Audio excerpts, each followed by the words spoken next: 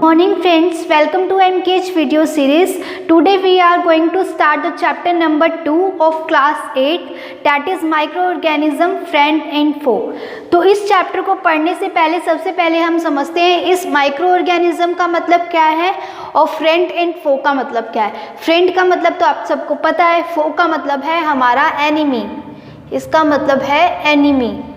ठीक है, microorganism, micro यानी कि बहुत छोटा, माइक्रो यानी कि स्मॉल, ऑर्गेनिज्म यानी ऑर्गेनिज्म बहुत छोटा जो ऑर्गेनिज्म होगा उसको हम बोलेंगे माइक्रो ऑर्गेनिज्म, जो हमारे क्या हो सकते हैं, फ्रेंड भी हो सकते हैं और हमारे फो भी हो सकते हैं, हमारे दुश्मन भी हो सकते हैं। ठीक है, तो उसके बारे में हम इस चैप्टर में डिस्कस करेंगे कि कौन कौन से माइक्रो ऑर्गेनिज्म हमारे फ्रेंड है और कौन कौन से माइक्रो ऑर्गेनिज्म हमारे फो है।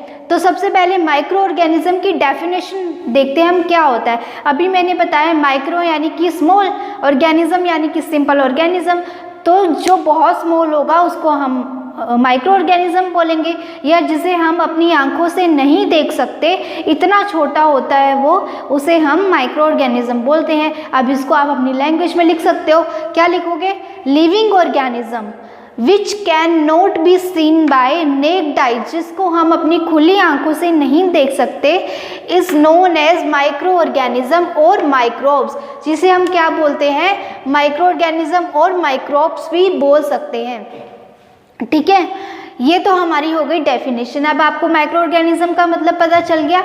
अब जो माइक्रो ऑर्गेनिज्म है ये 2 टाइप्स के होते हैं, एक तो होता है सिंगल सेल और एक होता है मल्टी सेलुलर। अभी इससे पहले हम ये देखते हैं, ठीक है, जो माइक्रो ऑर्गेनिज्म ये है, ये एक्चुअल में होता क्या है। हमने डेफिनेशन समझ ली कि क्या होता है, जो बहुत छोटा होगा वो माइक्रो ऑर्गेनिज्म होता है। अब हम इसको एक्चुअल में समझते हैं कि एक्चुअल में रियल प्रैक्टिस में ये क्या होता है। आपको क्या करना है, ब्रेड लेनी है, उसको मॉइस्ट करना है। मॉइस्ट मतलब उस ब्रेड पर कुछ ड्रॉप्स वाटर की डाल दो, वो मॉइस्ट हो गई, उसको 2-3 दिन के लिए ऐसे छोड़ दो। अब जब आप 2-3 दिन बाद देखोगे जो ब्रेड है उसके ऊपर ग्रे कलर के पैचेस आ जाएंगे। क्या आ जाएंगे, ग्रे कलर के पैचेस आ जाएंगे, और जो कि क्या होंगे, थ्रेड लाइक स्ट्रक्चर होगी, जिनकी स्ट्रक्चर क्या होगी, थ्रेड लाइक। ठीक है, तो जब हम इसको ऑब्जर्व करेंगे माइक्रोस्कोप, हमें कैसे पता चला कि इसकी स्ट्रक्चर थ्रेड है, तो हम क्या करेंगे, हमें दिख थोड़ी ना रहे हैं, हमें दिख नहीं रही है, तो हम क्या करेंगे, इसको माइक्रोस्कोप से ऑब्जर्व करेंगे। जब माइक्रोस्कोप से हमने देखा तो हमें इस तरह का कुछ स्ट्रक्चर दिखा, मतलब ब्लैक कलर के थे वो और राउंडेड स्ट्रक्चर थी उनकी इस तरह से। ठीक है, तो ये जो स्ट्रक्चर है ये किसकी है, माइक्रो ऑर्गेनिज्म की है। किसकी स्ट्रक्चर है ये, माइक्रो ऑर्गेनिज्म की। तो जो ब्रेड के ऊपर जो माइक्रो ऑर्गेनिज्म ग्रो हुआ उसकी इस तरह से स्ट्रक्चर थी, जिसको हम माइक्रोब्स भी बोलते हैं, और ये थ्रेड लाइक स्ट्रक्चर थी, ये थ्रेड से बने हुए थे। ठीक है, अभी जब आप बिना माइक्रोस्कोप के देखोगे तो आपको सिर्फ इतना सा दिखेगा, थ्रेड लाइक स्ट्रक्चर दिखेगा और सिर्फ ग्रे पैचेस दिखेंगे। लेकिन जब माइक्रोस्कोप से देखोगे आप तो आपको क्या दिखेगा, ये पूरी स्ट्रक्चर इसकी दिखेगी। ठीक है, तो ये हमारा क्या है, माइक्रो ऑर्गेनिज्म होता है। ठीक है, अब क्या करना है, हर कोई भी वाटर होता है, कोई भी सॉइल होता है, उसके अंदर भी माइक्रो ऑर्गेनिज्म प्रेजेंट रहते हैं। अब क्या करना है आपको, कोई भी तालाब से या रिवर से आप क्या करो, वाटर ले आओ, और ग्लास स्लैब होती है अपनी, इस तरह से ग्लास की स्लैब होती है, ट्रांसपेरेंट होती है बिल्कुल, उसके ऊपर उस पानी की ड्रॉप रख दो, एक ड्रॉप रख दी। अब उसको ऑब्जर्व करो किसके थ्रू, माइक्रोस्कोप के थ्रू। जब आप देखोगे ये जो वाटर की जो ड्रॉप है इसके अंदर बहुत सारे ऑर्गेनिज्म प्रेजेंट रहेंगे। ठीक है, जो आपको नॉर्मल वाटर की ड्रॉप में नहीं दिख रहे थे, लेकिन जब आपने माइक्रोस्कोप से देखा तो आपको छोटे छोटे माइक्रो ऑर्गेनिज्म दिखे। अब ये ये जो छोटे छोटे ये जो पार्टिकल्स, ये जो छोटे छोटे ये जो हैं, ये क्या है, माइक्रो ऑर्गेनिज्म है, जिसे हम अपनी आंखों से नहीं देख सकते, इतने छोटे हैं ये, इसलिए हमने इसको माइक्रो ऑर्गेनिज्म बोला है। ठीक है, जो कर्ड होता है, कर्ड में भी क्या होता है, माइक्रो ऑर्गेनिज्म प्रेजेंट रहते हैं, लेकिन हमें वो दिखते हैं, कर्ड में नहीं दिखते। लेकिन जब आप कर्ड को माइक्रोस्कोप से देखोगे तो आपको इस तरह के छोटे छोटे से इस तरह से दिखेंगे कुछ। ठीक है, जो कि उस कर्ड में चल रहे होंगे। अब ये जो दिखे हैं आपको, ये क्या है, माइक्रो ऑर्गेनिज्म है। ये जो ऑर्गेनिज्म दिख रहे हैं आपको, ये क्या है, माइक्रो ऑर्गेनिज्म है। ठीक है, तो ये होता है माइक्रो ऑर्गेनिज्म। अब हम देखते हैं माइक्रो ऑर्गेनिज्म को कितने पार्ट्स में डिवाइड किया गया है। जो माइक्रो ऑर्गेनिज्म होता है उसको 2 पार्ट्स में डिवाइड किया गया है, मल्टी सेल्यूलर और सिंगल सेल।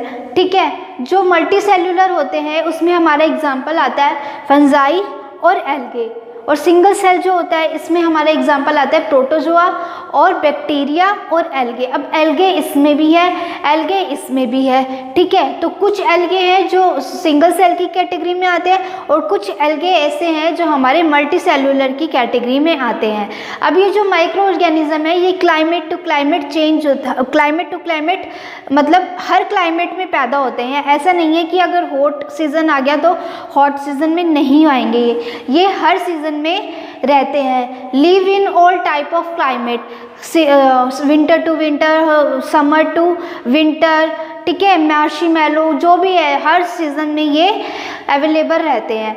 ठीक है, live in all type of climate. अब ये जो मैंने यहाँ लिखा प्रोटोजोआ, बैक्टीरिया, एल्गे, फंगाई, ये क्या है अब इसको देखते हैं। जो माइक्रो ऑर्गेनिज्म है इनको तो 2 पार्ट में डिवाइड कर दिया, सिंगल सेल, मल्टी सेलुलर। इनके अंदर भी कुछ कैटेगरीज आती हैं, जो कैटेगरीज मैंने यहाँ लिखी है प्रोटोजोआ, बैक्टीरिया, एल्गे, फंजाई और फंजाई। ठीक है, ये 4 कैटेगरी है। इन 4 कैटेगरी के अकॉर्डिंग भी इस माइक्रो ऑर्गेनिज्म को डिवाइड किया गया है। पहली कैटेगरी थी सिंगल सेल, मल्टी सेल्यूलर, और उस दूसरी कैटेगरी है बैक्टीरिया, फंजाई, प्रोटोजोआ और एल्गी। अब जो बैक्टीरिया होती है उससे कौन कौन सी डिजीज़ होती है, उससे होती है टाइफॉइड डिजीज़ होती है और ट्यूबुलर स्क्लेरोसिस डिजीज़ होती है जिसे हम टीबी भी बोलते हैं।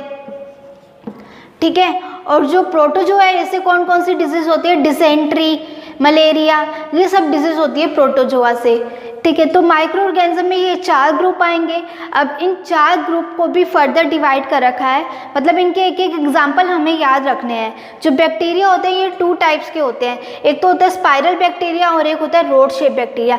मतलब जिनकी स्ट्रक्चर स्पाइरल होगी इस तरह से, वो किसकी कैटेगरी में आएंगे, स्पाइरल बैक्टीरिया की कैटेगरी में आएंगे। और जिनकी स्ट्रक्चर होगी इस रोड टाइप, रोड के जैसे स्ट्रक्चर होगी, वो किसकी कैटेगरी में आएंगे, रोड शेप की कैटेगरी में आएंगे। अब जो फंगाई होते हैं वो क्या होते हैं, मतलब जो अपने आप, जैसे यहाँ ब्रेड पर ये जो उगा था, ग्रो किया था, ग्रे कलर के पैचेस, ये क्या थे, माइक्रो ऑर्गेनिज्म थे। उन माइक्रो ऑर्गेनिज्म का नाम क्या, फंगस है। उस फंगस को हम इस फंजाई की कैटेगरी में रखते हैं। ठीक है, जिसमें पहला है, हमें एक एक 2 एग्जाम्पल याद रखने हैं। ठीक है, तो पहला एग्जाम्पल आपको याद रखना है ब्रेड माउल्ट, जो हमने यहाँ पढ़ा, जिसकी स्ट्रक्चर कैसी होती है, ऐसी होती है, ब्रेड माउल्ट। ठीक है, इस तरह से। ठीक है, सेकंड हमने पढ़ा, सेकंड इसका एग्जाम्पल है पेंसिलियम, जिसकी स्ट्रक्चर इस तरह से होती है, आपको ये याद रखना है। ठीक है, माइक्रो ऑर्गेनिज्म के नेम है ये पेंसिलियम और ये कुछ जो भी मैं लिख रही हूँ। ठीक है, जो किसकी कैटेगरी में आते हैं, फंजाई की कैटेगरी में आते हैं। फिर है प्रोटोजोआ। अब प्रोटोजोआ में कौन कौन से एग्जाम्पल आएंगे, अमीबा और पैरामीजियम।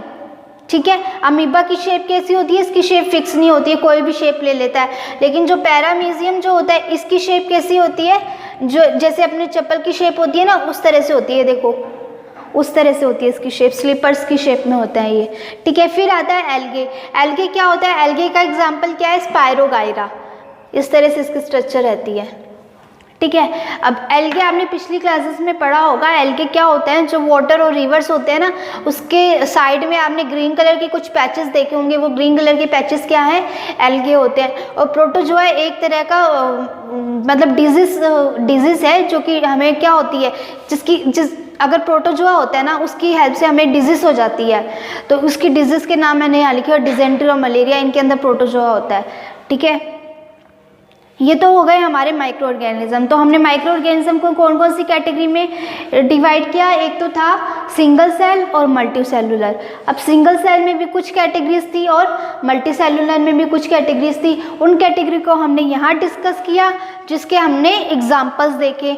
ठीक है, अब ये एग्जाम्पल आपको एक एक याद रखने हैं। हमने माइक्रो ऑर्गेनिज्म की डेफिनेशन समझ ली। अब हम देखते हैं कि जो माइक्रो ऑर्गेनिज्म है वो हमारे फ्रेंड कैसे हो सकते हैं। ठीक है, तो चलिए देखते हैं अब फ्रेंडली माइक्रो ऑर्गेनिज्म। ठीक है, अब ये हमारे फ्रेंड क्यों है, क्योंकि ये किस में काम आते हैं, कर्ड बनाने के, ब्रेड बनाने के, केक्स बनाने में, अल्कोहल बनाने में, क्लीनिंग द इन्वायरमेंट, इन सब चीज़ों में ये ऑर्गेनिज्म काम आते हैं, इसलिए ये हमारे क्या हैं, फ्रेंड है। अब ये कैसे काम आते हैं, कर्ड को कैसे बनाते हैं, ब्रेड कैसे बनाते हैं, केक्स कैसे बनाते हैं, हम इसके बारे में अब डिस्कस करते हैं। ठीक है, तो सबसे पहला पढ़ते हैं हम क्लीनिंग द इन्वायरमेंट। ये इन्वायरमेंट को क्लीन कैसे करते हैं। ठीक है, तो क्या होता है, कोई भी ऑर्गेनिक सब्सटेंस है, ऑर्गेनिक सब्सटेंस मतलब वेजिटेबल्स के जो पील्स हो गए, ठीक है, वेजिटेबल वेस्ट हो गया, क्रॉप का कोई वेस्ट हो गया, उनको हमने यहाँ पर ऑर्गेनिक वेस्ट बोला है। तो जो भी ऑर्गेनिक वेस्ट होता है वो क्या होता है, छोटे छोटे यूजफुल सब्सटेंस में ब्रेक हो जाता है। अब ये ब्रेक किसकी वजह से हुआ, ये ब्रेक हुआ है बैक्टीरिया की वजह से। और बैक्टीरिया क्या होते हैं, माइक्रो ऑर्गेनिज्म होते हैं। क्या होते हैं बैक्टीरिया, माइक्रो ऑर्गेनिज्म होते हैं, जिसकी वजह से जो ऑर्गेनिक सब्सटेंस है वो छोटे पार्टिकल्स में, छोटे सब्सटेंस में ब्रेक हो गया। ठीक है, अब ये जो ब्रेक हुआ है, अब इसको हम बहुत सारी चीज़ों में यूज़ कर सकते हैं। किस किस में यूज़ कर सकते हैं, मेकिंग मेडिसिन में, सॉइल की फर्टिलिटी को इंक्रीज करने में। अब देखो जो भी ऑर्गेनिक वेस्ट से, जो भी क्रॉप वगैरह में पड़े हुए थे ऐसी वेस्ट के रूप में, तो क्या हुआ, वो वेस्ट को एक जगह इकट्ठा कर लिया और धीरे धीरे उन पर माइक्रो ऑर्गेनिज्म ने अटैक किया और उसको डिग्रेड कर दिया। जैसे कि ये आपका फील्ड है, यहाँ आपने कोई भी पिट कर लिया, ये पिट है, ठीक है, या कोई गड्ढा खोद लिया आपने, उसके अंदर जितने भी ऑर्गेनिक वेस्ट थे वो सब आपने इसके अंदर डाल दिए। ठीक है, after 1 to 3 months, 2 to 3 months आप देखोगे कि ये जो ऑर्गेनिक जो वेस्ट था वो ब्रेक हो गया। वो क्या हो गया, ब्रेक हो गया छोटे सब्सटेंस में, यूजफुल सब्सटेंस में।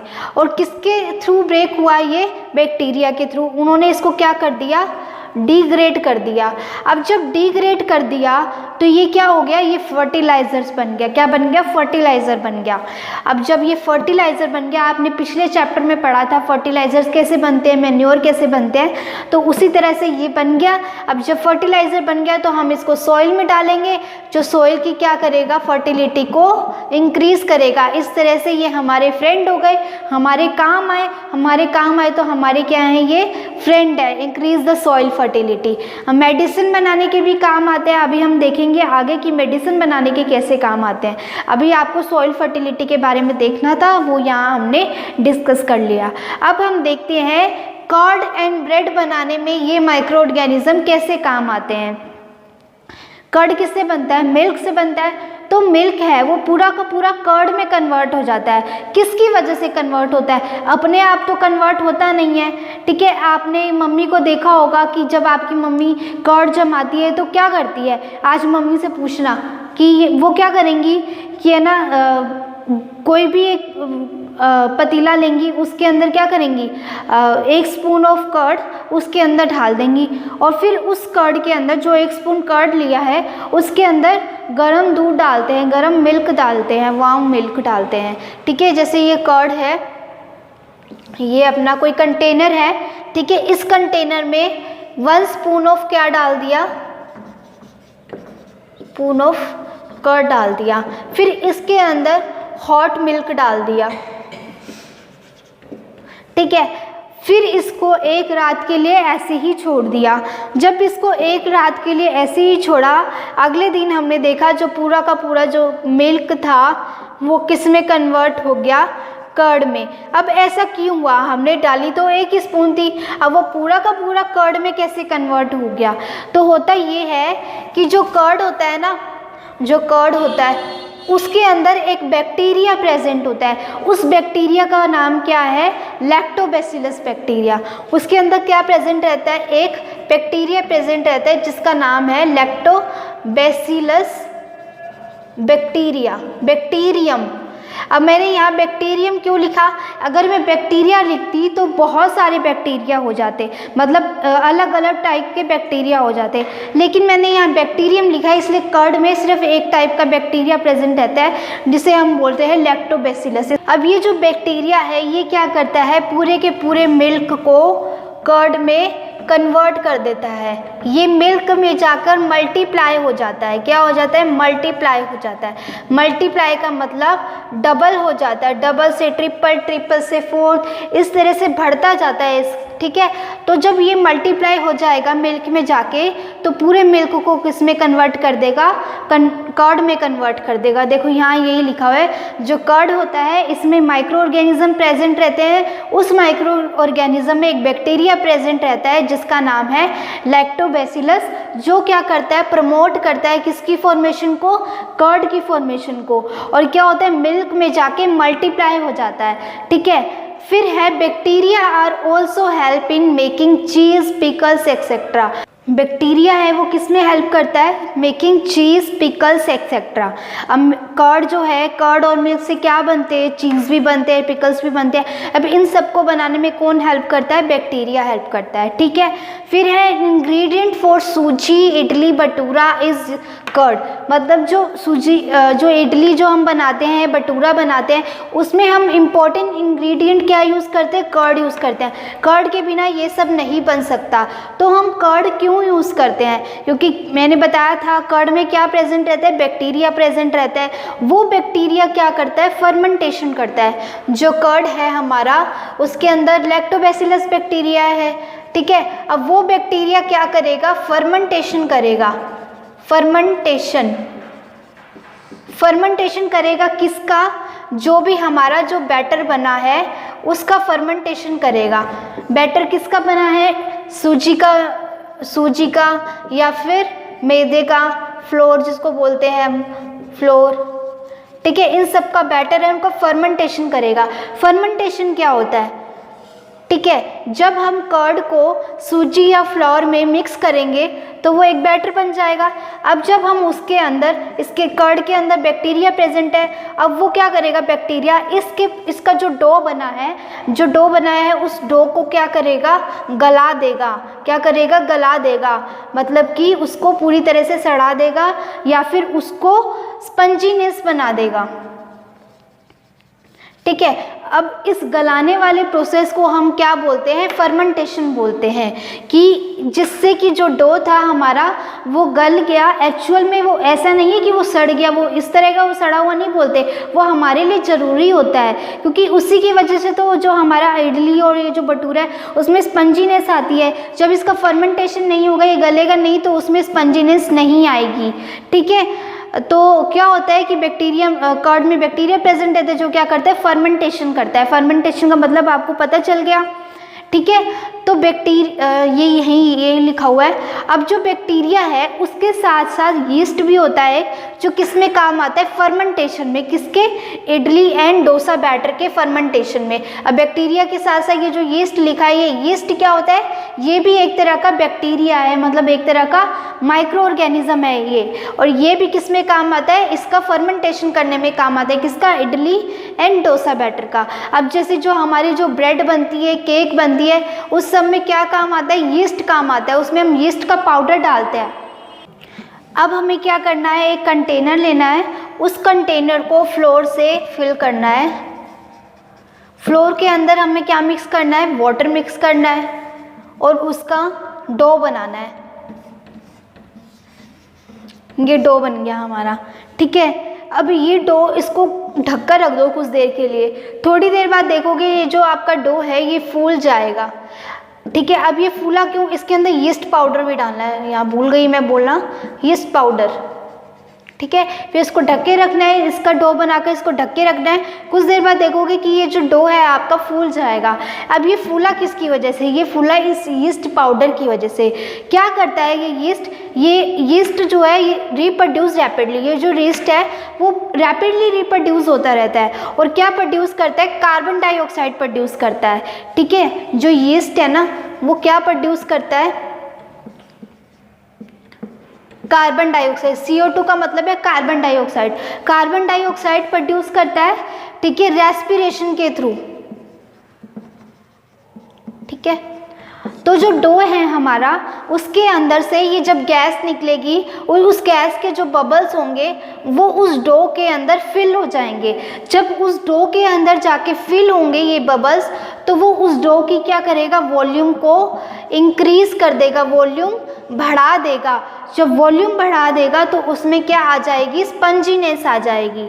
ठीक है, ये देखो, yeast reproduce rapidly and produce carbon dioxide during respiration, bubbles of the gas fill the dough and increase the volume. जो इसके बबल्स है वो डो में जाके फिल हो जाएंगे और इसकी वॉल्यूम को इंक्रीज कर देंगे, इसीलिए हमें जो डो है वो फूला हुआ दिखता है। और हमारे जो इडली या सांभर, कुछ भी इडली या फिर भटूरे बनते हैं वो क्या होते हैं, उनमें स्पंजीनेस होती है। किसकी वजह से, इसकी वजह से। और ब्रेड होती है, केक होती है, उनमें भी स्पंजीनेस होती है, वो ये ईस्ट की वजह से ही होती है। ठीक है, अब ये किस में काम आता है, बेकिंग इंडस्ट्रीज में काम आता है, केक बनाने में, ब्रेड बनाने में, इन सब में काम आता है। क्यों काम आता है, क्योंकि ये स्पंजीनेस प्रोवाइड करता है।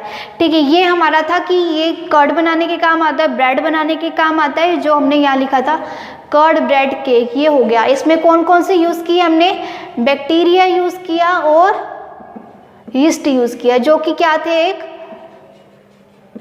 किसके एग्जाम्पल है, माइक्रो ऑर्गेनिज्म की ही कैटेगरी में आते हैं। हमने क्लीनिंग द इन्वायरमेंट देख लिया, अब हम देखेंगे अल्कोहल। अल्कोहल कैसे बनता है, इस माइक्रो ऑर्गेनिज्म की हेल्प से। ठीक है, अब ये इतनी सारी चीज़ बनाने के काम आ रहे हैं, इसलिए हमारे क्या फ्रेंड है। ठीक है, अब हम अल्कोहल का डिस्कस करते हैं। Commercial use of micro organism, इसमें कमर्शियल यूज़ क्या है इसका, ये वाइन बनाने के काम आती है, अल्कोहल बनाने के काम आते हैं, एसिटिक एसिड बनाने के काम आते हैं। ठीक है, जो माइक्रो ऑर्गेनिज्म है वो इन सब के काम आते हैं, तो इस तरह से हमारे फ्रेंड की तरह बिहेव करते हैं। ठीक है, तो इन सब के फॉर्मेशन के लिए यीस्ट यूज़ होता है। क्या यूज़ होता है, यीस्ट यूज़ होता है। ठीक है, जो यीस्ट होता है वो क्या करता है, नेचुरल शुगर पर ग्रो करता है, जो कि कहाँ प्रेजेंट होती है, व्हीट में, राइस में, क्रश्ड फ्रूट जूस में। अब नेचुरल शुगर का मतलब यहाँ क्या है, देखो, जो शुगर होती है, एक तो अपनी नॉर्मली शुगर होती है जो हमारे घरों पर रहती है। ठीक है, एक जो होते हैं, जैसे जो कार्बोहाइड्रेट्स होते हैं ना, वो एक तरह से क्या है, ग्लूकोज है। अब ग्लूकोज को क्या बोलते हैं, शुगर बोलते हैं। ठीक है, तो कार्बोहाइड्रेट्स एक तरह से हमारे क्या शुगर है। अब कार्बोहाइड्रेट्स हमें कहाँ से मिलेगा, व्हीट से मिलेगा, राइस से मिलेगा, क्रश्ड फ्रूट जूस से मिलेगा। जैसे जो ग्रेप्स होते हैं उनका अगर हम जूस निकाल दें तो उससे हमें क्या मिलेगा, हमें क्या मिलेगा उससे, ये शुगर मिलेगा। ठीक है, तो ये सब है नेचुरल शुगर के एग्जाम्पल। ठीक है, प्रेजेंट इन ग्रेन्स, यही मैंने बोला, जो नेचुरल शुगर है वो कहाँ प्रेजेंट रहते हैं, व्हीट में, राइस में, क्रश फ्रूट जूस में। ठीक है, अब क्या करना है, आपको शुगर लेना है, जो आपके घरों में जो शुगर अवेलेबल रहती है वो लेना है, उसको वाटर में डिज़ोल्व करना है और फिर उसके अंदर यीस्ट डालना है। जब आप यीस्ट डालोगे तब आप देखोगे उसमें से स्मेल आएगी, किसकी, अल्कोहल की, बहुत स्ट्रॉन्ग स्मेल आएगी। अब वो स्मेल किसकी है, अल्कोहल की। अब उसमें से अल्कोहल की स्मेल क्यों आई, क्योंकि जो शुगर है उसका क्या हो गया, फर्मेंटेशन हो गया, किसके थ्रू, यीस्ट के थ्रू। ठीक है, यीस्ट ने इस शुगर का क्या कर दिया, फर्मेंटेशन कर दिया, जो कि पूरी शुगर किस में कन्वर्ट हो गई, अल्कोहल में। जो इंडस्ट्री में जो अल्कोहल बनते हैं वो शुगर से ही बनते हैं। और कौन सी शुगर ये यूज़ करते हैं, वो ग्रेप्स को यूज़ करते हैं। वो क्या करते हैं, ग्रेप्स के जूस निकालते हैं, उस जूस को क्या कर देते हैं, उसका फर्मेंटेशन कर देते हैं, जिससे उनका फर्मेंटेशन होने से जो पूरा का पूरा जूस है वो किस में कन्वर्ट हो जाता है, अल्कोहल में कन्वर्ट हो जाता है। ठीक है, इस तरह से हमारी जो अल्कोहल है, वाइन है, एसिटिक एसिड है जिसको हम विनेगर भी बोलते हैं, ये हमारा प्रिपेयर होता है किसकी हेल्प से, यीस्ट की हेल्प से। ठीक है, आपके क्वेश्चन आ जाए कि अल्कोहल किसकी हेल्प से प्रिपेयर होता है, तो यीस्ट की हेल्प से। क्यों अल्कोहल होता है, क्यों प्रोड्यूस होता है, क्योंकि जो यीस्ट है वो किस पे ग्रो करते हैं, नेचुरल शुगर पर, उसका क्या कर देते हैं, फर्मेंटेशन कर देते हैं। सिंपल आंसर लिखना है, फर्मेंटेशन की वजह से। ठीक है, फिर हम देखते हैं इसके मेडिसिनल यूज़ क्या है। अब मैंने यहाँ ऊपर लिखा हुआ था पहले कि वो कर्ड बनाने में काम आता है, ब्रेड में काम आता है, केक में काम आता है, वाइन बनाने में आता है, सॉइल फर्टिलिटी को इंक्रीज करता है, इन्वायरमेंट को, सॉइल के इन्वायरमेंट को इंक्रीज करता है। ठीक है। तो वो और मेडिसिनल में यूज़ आता है। जब वो वेस्ट का हम पढ़ रहे थे तो वो मेडिसिनल यूज़ इसका क्या है, जो एंटीबायोटिक स्टेप, जो जब हम बीमार हो जाते हैं तो हमें डॉक्टर क्या करते हैं, कुछ एंटीबायोटिक्स देते हैं और डॉक्टर कहते हैं कि ये एंटीबायोटिक्स खा लेना आप सही हो जाओगे। चाहे हमें कफ हो, चाहे फ्लू हो, चाहे कुछ भी हो, डॉक्टर हमें क्या करते हैं, एंटीबायोटिक्स देते हैं। अब वो एंटीबायोटिक क्या होते हैं, मेनली वो पेनिसिलियम होते हैं, उसके पेनिसिलिन होती है, जो बैक्टीरिया उनके अंदर प्रेजेंट रहता है। क्या बैक्टीरिया प्रेजेंट रहता है, पेनिसिलिन बैक्टीरिया प्रेजेंट रहता है। इन एंटीबायोटिक टैबलेट का सोर्स क्या होता है, माइक्रो ऑर्गेनिज्म होता है, ठीक है। तो ये क्या करते हैं, ये माइक्रो ऑर्गेनिज्म होते हैं ना, ये क्या कर देते हैं, किल और stop the growth of disease. जो भी जिस भी माइक्रो ऑर्गेनिज्म की वजह से हमें वो डिजीज हुई है, उस माइक्रो ऑर्गेनिज्म पर अटैक करते हैं और उस माइक्रो ऑर्गेनिज्म को पूरी तरह से ख़त्म कर देते हैं।